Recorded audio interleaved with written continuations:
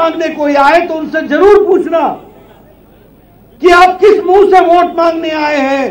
आप ही थे ना, आपकी सरकार थी ना जिन्होंने राम भक्तों पर गोलियां चलाई थी। ये पूछना।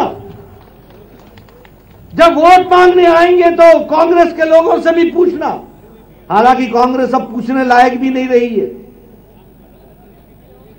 लेकिन फिर भी पूछना, ये कोर्ट में लटकाना, अटकाना, भटकाना, ये काम तुमने क्यों किया था।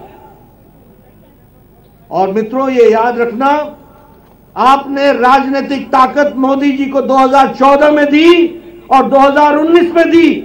उस राजनीतिक ताकत को लेकर के लल्लू सिंह जी ने अपने ही हाथों से उंगली दबा करके, वोट दे करके तय किया कि अब सांस्कृतिक राष्ट्रवाद की ओर भारत अग्रसर होगा। इस बात को हमको समझना चाहिए। इसलिए यह ठीक है, एक राजनीतिक वातावरण बनाया गया। यह ठीक है कि कोर्ट का फैसला आया, सर्वसम्मति से आया, लेकिन राजनीतिक दृष्टि से कौन राजनीतिक दल खड़ा रहा? क्या कांग्रेस खड़ी रही? विरोध की। क्या सपा खड़े रहे? विरोध किए।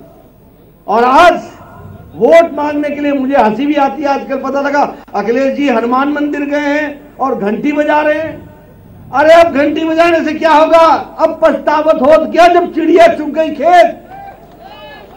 अब क्या मिलेगा? अब घंटी बजाओ जितना बजाना है, टीका लगाओ जितना लगाना है। आजकल मुझे कांग्रेसियों पर भी बड़ी हंसी आती है।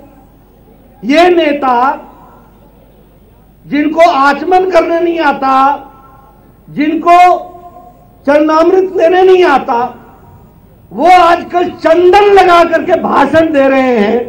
ये सिखाया है तो भारतीय जनता पार्टी ने सिखाया है, इस बात को भी समझना चाहिए। इसलिए मित्रों, यह विषय वेद प्रकाश जी का नहीं है, यह विषय लल्लू सिंह जी का नहीं है, यह विषय देश प्रदेश को संभाल कर आगे ले जाने का है। और भारतीय जनता पार्टी एक वैचारिक पार्टी है, वो विचारों के लिए लड़ती है। आप बताइए, हमारा नारा था कि नहीं था? एक देश में दो निशान, दो विधान, दो प्रधान नहीं चलेंगे। हमारे भारतीय जनता पार्टी और जनसंघ के कार्यकर्ताओं के बाल सफेद हो गए, बुढ़ापा आ गया। एक सपना लेकर के चल रहे थे कि कश्मीर में धारा 370 समाप्त हो। आपने राजनीतिक ताकत दी, लल्लू सिंह जी को आपने वोट दिया, महेश जी को आपने वोट दिया, ये सांसद बने। इन्होंने अपनी ही उंगली से संसद में जाकर के बटन दबा करके धारा 370 को धाराशाही कर दिया। ये बात भी हमको समझनी चाहिए। और ये सिर्फ धारा 370 समाप्त करना ही नहीं था, 126 से ज्यादा भारत के कानून जम्मू कश्मीर में लागू नहीं होते थे, उनको लागू करने का काम किया। तो वो लल्लू जी और महेश जी ने सबने मिलकर के मोदी जी की इच्छा शक्ति और अमित शाह की रणनीति पर धारा 370 को समाप्त किया।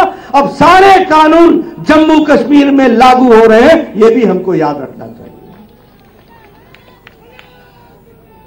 सुप्रीम कोर्ट ने कहा था कि 3 तलाक हटा देना चाहिए, 3 तलाक की कोई जरूरत नहीं।